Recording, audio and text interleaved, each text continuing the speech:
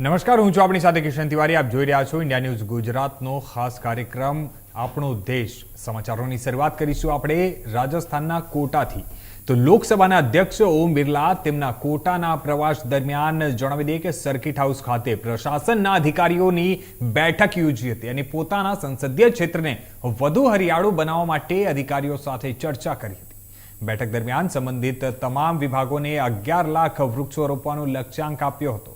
અને ત્યારે સ્પીકર બિરલાએ જણાવ્યું કે હાડીતોડમાં સમગ્ર દેશમાં 100થી વધુ પાણી છે અને ત્યારે ભવિષ્યમાં દરેક ખેડૂતના ખેતરમાં પાણી પહોંચે અને આખું વિસ્તારમાં હરિયાળી અને સ્વચ્છતા રહે એ દિશામાં વિચાર વિમર્શ કરવામાં આવ્યો છે. તેમણે એ પણ ઉમેર્યું કે વૃક્ષારોપણનું વિશાળ અભિયાન ચલાવવામાં આવશે જેથી શહેરમાં પણ પૂરતી હરિયાળી આવી શકે. આગામી સમયમાં તેમનું લક્ષ્ય એ છે કે જેટલું પાણી આપણા વિસ્તારમાં ઉપલબ્ધ છે એટલી જ હરિયાળી પણ હોવી જોઈએ. એ દિશામાં સતત પ્રયાસ ચાલી રહ્યા છે અને વન વિસ્તાર તો પહેલેથી જ હરોભરો છે, પણ હવે શહેરને પણ હરિયાળું બનાવવા માટે નિશ્ચિત એક લક્ષ્યાંક રાખવામાં આવ્યો છે. हाड़ौती के क्षेत्र में राजस्थान में नहीं पूरे देश में सबसे ज्यादा पानी है तो हाड़ौती क्षेत्र और इसलिए आने वाले समय के अंदर भविष्य में हर किसान के खेत तक पानी पहुंचे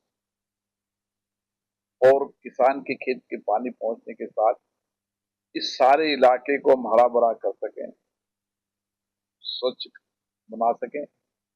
इसके लिए सभी विभागों को आपस में समन्वय कर 11 लाख पौधों का टारगेट रखा है और उसमें जितनी भी एजेंसी है, पंचायत, विद्यालय, नगर निगम, नगर पालिका, केडीए और जितनी भी एजेंसी है वो सामूहिकता के साथ मिलकर इस बार पेड़ लगाने का व्यापक अभियान चलाए और उसको सुरक्षित करने के लिए लंबे समय तक उसको सुरक्षित करने की योजना भी बनाए और लंबे समय तक ड्रिप सिस्टम से उसको पानी मिले ताकि वन विभाग का इलाका भी हरा भरा हो और शहर के अंदर भी हम हरे भरे शहर को हरा भरा कर सकें. और गांव में किसानों का आग्रह किया है वो फलोद्यान पौधे लगाएं ताकि किसानों की आमदनी हो सके. आने वाले समय हमारा लक्ष्य है कि जितना पानी हमारे पास है उतनी हरियाली भी होना चाहिए, उतना हरा भरा भी होना चाहिए. किसान की आमदनी भी बढ़े, लागत भी कम हो, शहर हरा भरा भी हो और पर्यावरण की दृष्टि से शुद्धता के रूप में ये इलाका सबसे शुद्ध हो, इसके लिए व्यापक कार्य योजना बनाने के लिए कहा है. और इस बार 11 लाख पौधे लगाने भी हैं और उनको सुरक्षित पालना भी है. ये हमारा સમાચારોમાં આગળ હવે આપણે વાત કરીએ તો મુખ્યમંત્રી ભજનલાલ શર્માના નેતૃત્વમાં શરૂ થયેલી વંદે ગંગા પહેલ હવે લોક આસ્થાનો અને જન સહભાગિતાનો પ્રતીક બની ચૂકી છે. સોશિયલ મીડિયા પ્લેટફોર્મ એક્સ પર હેશટેગ વંદે ગંગા રાજસ્થાન ટ્રેન્ડમાં નંબર 1 પર રહ્યું છે, જેમાં હજારો લોકોએ સહભાગી થઈ અને આ અભિયાનને સમર્થન આપ્યું છે. ત્યારે સાંસદો, ધારાસભ્યોથી લઈને સામાન્ય નાગરિકોએ પણ આ ઝુંબેશનો ભાગ બની અને રાજસ્થાનને પાણી સંરક્ષણની દિશામાં પ્રેરણા આપી છે. મુખ્યમંત્રી ભજનલાલ શર્માએ સાબિત કરી દીધું છે કે જો દ્રઢ સંકલ્પ હોય તો રાજસ્થાન જેવા પાણીના તંગીવાળા રાજ્યને પણ પાણી ઉત્પાદન અને સંરક્ષણની દિશામાં આગળ લઈ જઈ શકાય. અને હવે રાજસ્થાન પાણી સંકટ નહીં પણ પાણી ઉકેલનો ઉદાહરણ બની રહ્યું છે.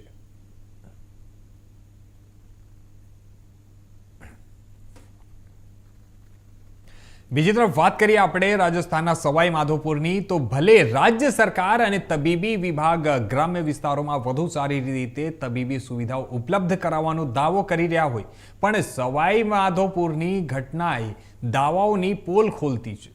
ત્યારે ઘટના ત્યારે સામે આવી છે જ્યારે એક પ્રસૂતા ડિલિવરી માટે મલારના સ્ટેશનની પીએચસી એટલે કે પ્રાથમિક આરોગ્ય કેન્દ્ર પર પહોંચી હતી અને ત્યાં તેને માત્ર હોસ્પિટલ પર તાળું લાગેલું મળ્યું, પણ સાથે જ હોસ્પિટલ સ્ટાફ પણ ગાયબ હતો.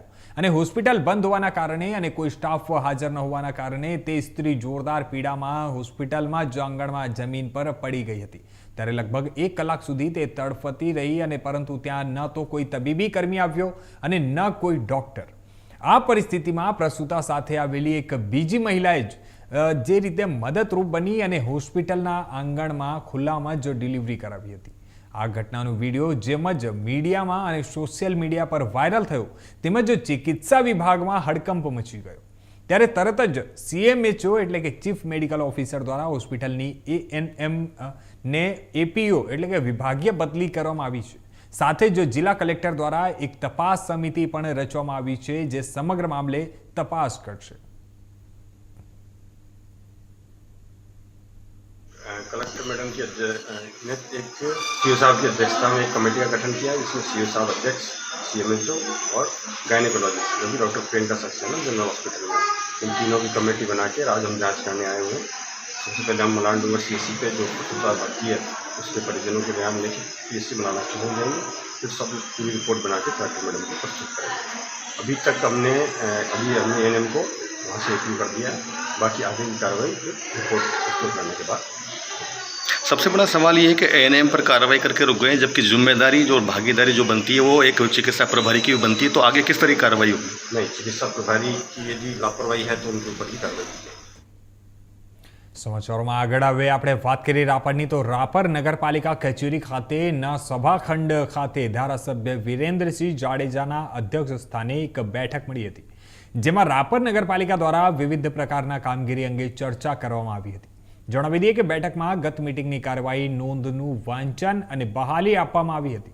ત્યારે જાન્યુઆરીથી માર્ચ 2025ના ત્રિમાસિક અને 2024-25ના વાર્ષિક હિસાબો મંજૂર કરવા અંગે પણ બાકી બિલોનું ચૂકવણી કરવા અંગે તથા આંડવાડા તળાવમાં નબળા કામ અંગે તપાસ કરવા માટે તથા બાકીના બિલો જે છે તે અટકાવવા માટે તથા એજન્સીને બ્લેકલિસ્ટમાં મૂકવા માટે ચર્ચાઓ કરવામાં આવી હતી તથા જુદી જુદી શાખા તથા વિભાગો દ્વારા રજૂઆત કરવામાં પણ આવી હતી. તદુપરાંત નગરપાલિકાના જુદા જુદા વિસ્તારોમાં પાણી, ગટર, રોડ લાઇટ, રસ્તા, બગીચા, હરવા ફરવા સ્થળ સહિતના વિસ્તારમાં વિકાસના કામો કરવા માટે માંગ અને મંજૂર કરાવવા માટે રજૂઆત પણ કરવામાં આવી હતી. ત્યારે જણાવી દઈએ કે આમ રાપર નગરપાલિકાની સામાન્ય સભામાં વિવિધ પ્રશ્નોની રજૂઆત કરવામાં આવી હતી. આજ રોજ ધારાસભ્ય શ્રી વિરેન્દ્રસિંહજીના અધ્યક્ષસ્થાને સામાન્ય સભા મળી જેમાં 12 કરોડથી વધુ પણ કામોના જે આયોજન કરવામાં આવ્યા છે તેમજ 3 કરોડના જે જૂની ગ્રાન્ટ પ્રમાણે કામ હતા તેના પણ આયોજન કરવામાં આવ્યા છે. એમ કુલ 15 કરોડથી પણ વધુ રકમના કામોના આયોજન કરવામાં આવ્યા છે. હવે જે રાપર નગરપાલિકા આસ્તકના જે આંટવાડા તળાવના કામ બાબતની જે રજૂઆત થઈ તે બાબતમાં આપનું શું કહેવું છે? આંટવાડા તળાવ બાબતે જે રજૂઆત થઈ છે તેના વિશે કડક પગલાં લેવામાં આવ્યા છે. PMCને સૂચના આપવામાં આવી છે કે આનો રિપોર્ટ બનાવવામાં આવે.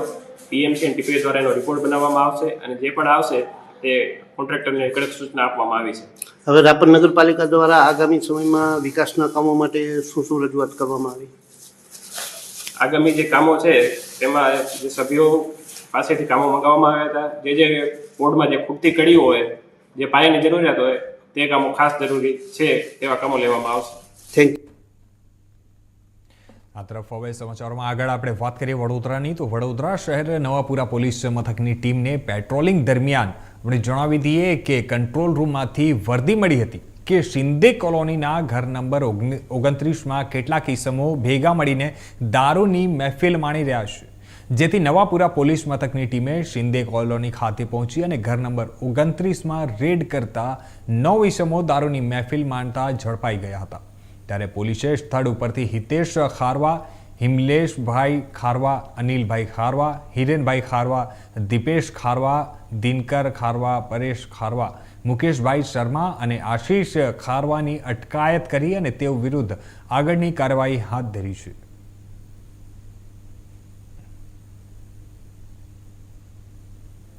બીજી તરફ વાત કરીએ આપણે તો સુરેન્દ્રનગર ચોટીલા પ્રાંત અધિકારીએ ચોટીલા શહેરની પરમેશ્વર સોસાયટી પાછળ ગેરકાયદેસર કોરવેલ તાસડો એટલે કે માટી ભરતા આરોપીઓને ઝડપી લીધા છે.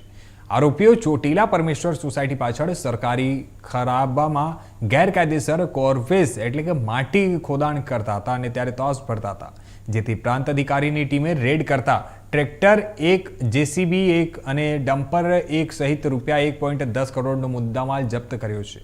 પ્રાંત અધિકારીની ટીમે આરોપીઓને ઝડપી અને પૂછપરછ હાથ ધરી અને માપણી કરવાની પણ તજવીજ હાથ ધરી છે. માપણી થયા બાદ આરોપીને દંડનીય કાર્યવાહી કરવામાં પણ આવશે.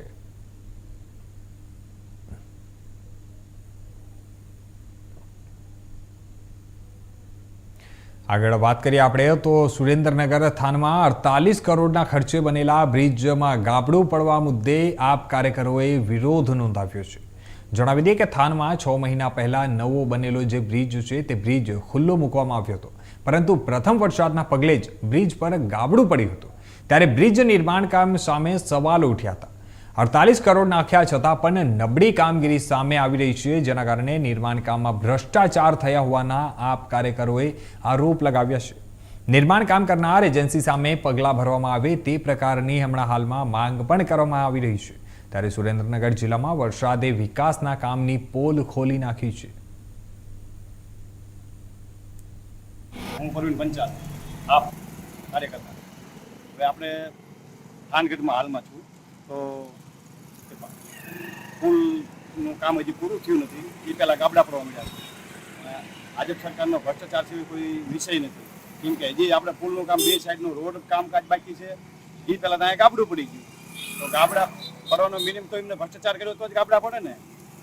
કોઈ હજી કામ એનું પૂરું નથી, હજી એને બિલ ચૂકાણું ન ચૂકાણું તો ખ્યાલ નથી.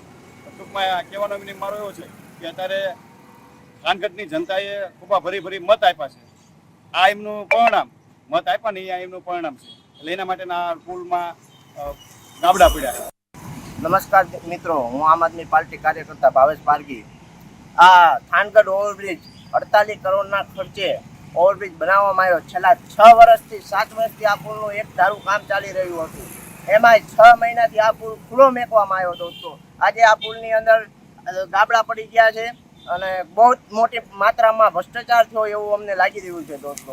આજે થાનગઢની જનતા સાથે આ સત્તામાં બેઠેલા વ્યક્તિઓ દ્વારા ખૂબ જ મોટી માત્રામાં ભ્રષ્ટાચાર કરવામાં આવી રહ્યો છે.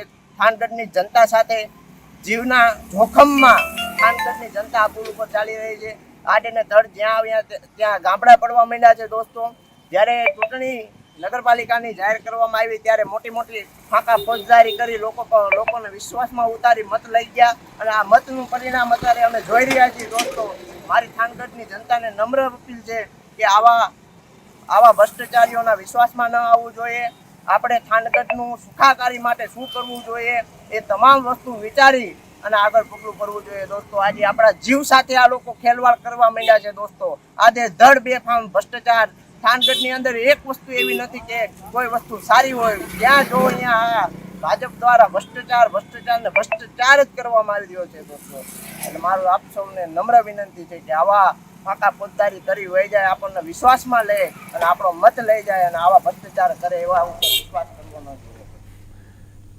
તો આ તરફ વાત કરીએ હવે આપણે આણંદની. તો આણંદ શહેરમાં પૂર્વ પટ્ટી વિસ્તારમાં વિવિધ વિકાસના કામોની માંગ સાથે મુસ્લિમ પ્રતિનિધિ મંડળે મ્યુનિસિપલ કમિશનરને મળીને રજૂઆતો કરી હતી.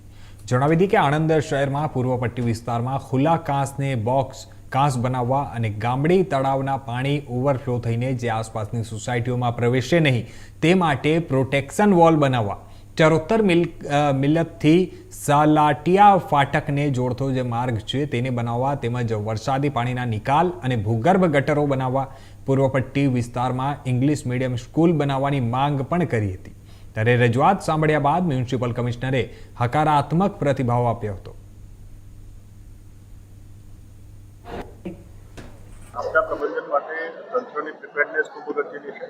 પ્રિવેન્શન, મિટિગેશન પછી સૌથી અગત્યનો તો પૂરતો આપણી પ્રિપેરનેસની અંદર તમામ વિભાગો જ્યારે એક સાથે એક મંચ ઉપર આવીને કામગીરી કરતા હોય એમની અંદર જે ડેડિકેટેડ એફર્ટ્સ કરતા હોય એવા NDRF, SDRF, SMDC અને અન્ય વિભાગો આમની સાથે જોડાશે.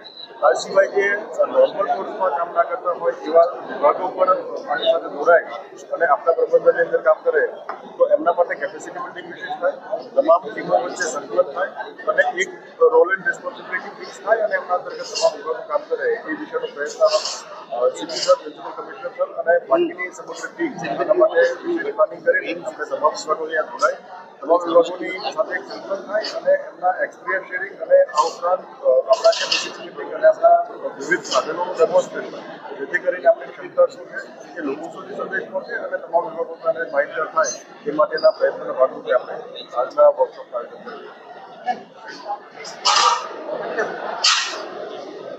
શહેર administration, district administration flood mitigation માટે, ડિઝાસ્ટર મિટિગેશન માટે કેટલાક પગલાઓ ભરી છે અને કોઈ પણ પરિસ્થિતિને પહોંચી વળવા માટે એક કન્ટિન્જન્સી પ્લાનને પણ તૈયાર કરી છે. તો આજે જે અડધો દિવસનું વર્કશોપ છે, આમાં તમામ સ્ટેક હોલ્ડરો, શહેર police, Vadodara municipal corporation, revenue વિભાગ અને NDRF, SDRF, ફાયર સર્વિસીસ અને ફ્લડની પરિસ્થિતિને પહોંચી વળવા માટે જોડાયેલા તમામ સ્ટેક હોલ્ડરને એક મંચ ઉપર લાવીને એક ચર્ચા, નિષ્ણાતો સાથે સંવાદ અને આપણા તૈયારીઓ અને કોઓર્ડિનેશનના લગત મુદ્દાઓ અંગે વિગતવારની એક એક્સચેન્જ ઓફ આઈડિયાઝ માટે આ એક પ્લેટફોર્મ ક્રિએટ કરી છે.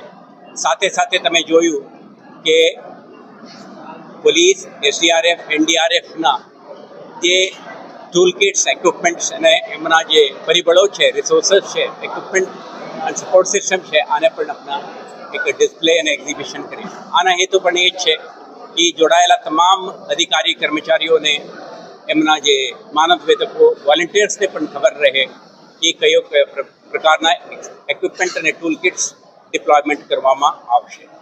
અને સાથે સાથે આ એક એવું પણ પ્રયાસ છે કે જિલ્લા તંત્ર દ્વારા શહેરને ડિઝાસ્ટર પ્રિપેરેડનેસ યા મિટિગેશન માટે કેટલાક પગલાં ભરી છે અને આવતા દિવસોમાં ચોમાસા સિઝનમાં સાયક્લોન કે ફ્લડની પરિસ્થિતિ ઉપસ્થિત થાય તો વડોદરા મ્યુનિસિપલ કોર્પોરેશન કે રેવન્યુ વિભાગ કે પોલીસ, SDRF, NDRF અને સંકળાયેલા તમામ એજન્સીઓ એમના કેવી રીતે એડવાન્સ પ્રિપરેશન સાથે રિસ્પોન્ડ કરવા માટે તૈયાર છે, આ પણ શહેરજનોને કહીને એમને એક અશ્યોરન્સ આપવા માંગીએ છીએ.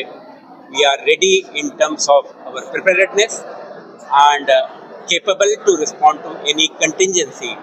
શહેરજનોના સુરક્ષા માટે આખા તંત્ર સક્ષમ અને તૈયાર છે, ગળે પગે ઊભા છે. એવો એક સંદેશ, મેસેજ તમારા માધ્યમથી આપણે આપવા માંગીએ છીએ. હું માનું છું કે નેક્સ્ટ 2 કલાકમાં થનારા ચર્ચા, સંવાદ, ઇન્ટરેક્શન અને એક્સચેન્જ ઓફ આઈડિયા પોલીસ માટે, રેવન્યુ માટે, VMC માટે, તમામ સ્ટેક હોલ્ડર માટે ઉપયોગી રહેશે. સૌપ્રથમ વડોદરાના મીડિયા મિત્રોને આભાર. આપને આમંત્રણને માન આપીને આપ લોકો અહીંયા પધાર્યા છો, એ બદલ આપને ખૂબ ખૂબ આભાર માનીએ છીએ. આજના એક વન ડે વર્કશોપ અમે આજે ડિઝાસ્ટર પ્રિપેરનેસ એટ વડોદરા કરીને અમે આયોજન કરી રહ્યા છીએ. એમાં Vadodara municipal corporation, city police અને જિલ્લા વહીવટી તંત્ર, કલેક્ટર તંત્ર દ્વારા આયોજન કરવામાં આવી રહ્યા છે. આનાથી વડોદરાની પબ્લિકને કેવી રીતે સુરક્ષા મળે, કેવી રીતે અમે સક્ષમ રીતે એમને પહોંચી વળી શકીએ, એના બાબતમાં એક orientation programme NDRF, SDRF, Vadodara fire and emergency services, VMC, disaster team of collector અને માનનીય જિલ્લા સિટી પોલીસ વડાનું ટીમ, આ સાથે મળીને કેવી રીતે પબ્લિકનું ઉપયોગી થઈ શકે, આવનારા દિવસોમાં સાવચેતી રૂપે કેવી રીતે ડિપ્લોયમેન્ટ થાય, અમારા ઇક્વિપમેન્ટ્સ કેવી રીતે ઉપયોગ થાય. માની લો કે કદાચ QRT ટીમ્સનું પણ અમે ડિપ્લોયમેન્ટ કરવામાં આવી છે, જેથી કરીને દરેક રોડ, દરેક સોસાયટીઝમાં અમે ક્વિકલી વિધિન લેસ ટાઈમ, ઓછા ટાઈમમાં અમે પહોંચી શકીએ એવા રીતનું ઓર્ડર્સ કરવામાં આવી રહ્યા છે. આપ જાણો છો કે ચોમાસા આવે તો દોડબાજી થોડું વધારે થઈ જાય છે, એટલે પબ્લિકને સુરક્ષા પહોંચાડવાનું કામ સિટી પોલીસ કરી રહ્યા છે. અને સાથે સાથે એક ડિફેન્સિવ મિકેનિઝમમાં અમે કેવી રીતે ફ્લડ મિટિગેશન અને ડિઝાસ્ટર પ્રિપેરનેસને પહોંચી વળવા માટે આજે NDRF અને SDRFની ટીમને અને GSDMની ટીમને પણ ગાંધીનગરથી આમંત્રણ આપી છે. આ વર્કશોપની માધ્યમથી અમે આપને એક્સપોઝર પણ આપવા માંગીએ છીએ કે કયા પ્રકારના ઇક્વિપમેન્ટ્સ કામમાં લાગે છે, તંત્ર કેવી રીતે કામ કરે છે અને આપને સક્ષમતા અને સુરક્ષા માટે તંત્ર પણ કટિબદ્ધ રીતે દિન રાત કેવી રીતે મહેનત કરે છે, એનું પણ એક આઈડિયા આપને અહીંયા જોવા મળશે. આવનારા 2 કલાકની અંદર ઓરિએન્ટેશનમાં જિલ્લા કલેક્ટરશ્રી, માનનીય સીપી સાહેબ, મારા તરફથી અને SDRF, NDRFની ટીમને એક ઓરિએન્ટેશન પણ મળશે. આનાથી પબ્લિક સાથે કેવી રીતે વર્તન કરવું, કેવી રીતે અમને બિહેવ કરવાની, ક્યારે એમરજન્સી SOS કોલ્સ આવે કેવી રીતે એને પહોંચવાનું છે, શાંતિથી એને કામગીરી કરવાનું છે. અને parks and gardens, fire, drainage teams જે અત્યારે કામગીરી કરી રહ્યા છે, એમાં સિટીની ઓછું નુકસાન થાય એ બાબતનું તમામ પગલાઓ અમે અત્યારે લેવા માટે પ્રયત્ન કરીશું.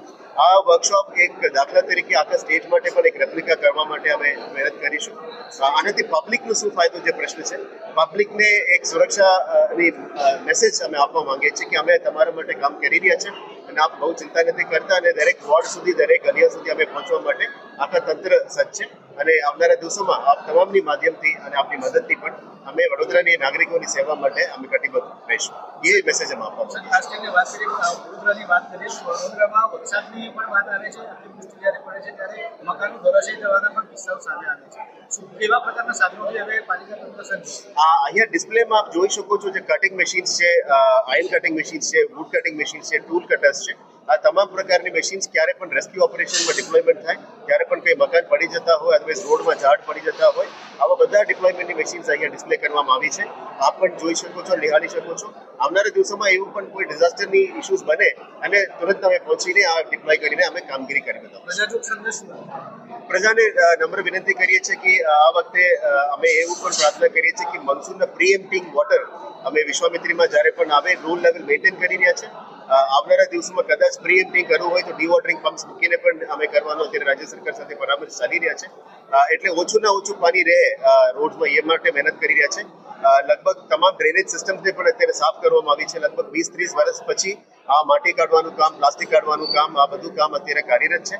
આશા રાખીએ કે આવનારા દિવસોમાં આવું કંઈ ઘટના ના બને અને મેક્સિમમ અમે તંત્ર પહોંચવાનો અમે પ્રયત્ન કરીએ.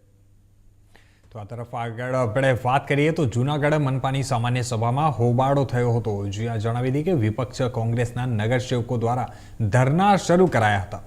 સામાન્ય સભામાં કોંગ્રેસના નગરસેવકો ધરણા પર બેઠા હતા અને જોકે હાલમાં ઉપરકોટ પાછળના વિસ્તારમાં મેગા ડિમોલેશનની બેઘર થયેલા ગરીબોને વૈકલ્પિક જગ્યા આપવાની ઠરાવ પણ માંગ કરવામાં આવી હતી. ત્યારે ઠરાવની માંગ સ્વીકારવામાં આવતા 5 મિનિટમાં જ ધરણા સમેટાયા હતા. ત્યારે મેયર દ્વારા સામૂહિક ઠરાવની કલેક્ટર કચેરીમાં મોકલવાની ખાતરી પણ અપાઈ છે. ત્યારે વહીવટી વિભાગ દ્વારા ડિમોલેશન કરાયું હતું. આજે જનરલ બોર્ડની અંદર 2 મહત્વના ઠરાવ કર્યા છે. એક તો જે ડિમોલેશન કરી અને લોકોની જગ્યા જે દૂર કરવામાં આવી છે તેને વૈકલ્પિક જગ્યા માટે કલેક્ટરશ્રીને ઠરાવ કરી અને રજૂઆત કરવામાં આવશે કે જેથી કરીને આવનારા દિવસોની અંદર આ લોકોને વૈકલ્પિક જગ્યા મળે. મધુરમ વિસ્તાર પાસે જે બાબા સાહેબ બંધારણના ઘડવૈયા છે તેની પ્રતિમા મૂકવામાં આવી છે. તેને ધ્યાનમાં રાખી આજ એક ઠરાવ કરવામાં આવ્યો છે કે ટ્રાફિકને ધ્યાનમાં રાખી. તો આ હતા અત્યાર સુધીના મુખ્ય સમાચારો. વધુ સમાચારો માટે જોતા રહેજો ઇન્ડિયા ન્યૂઝ ગુજરાત.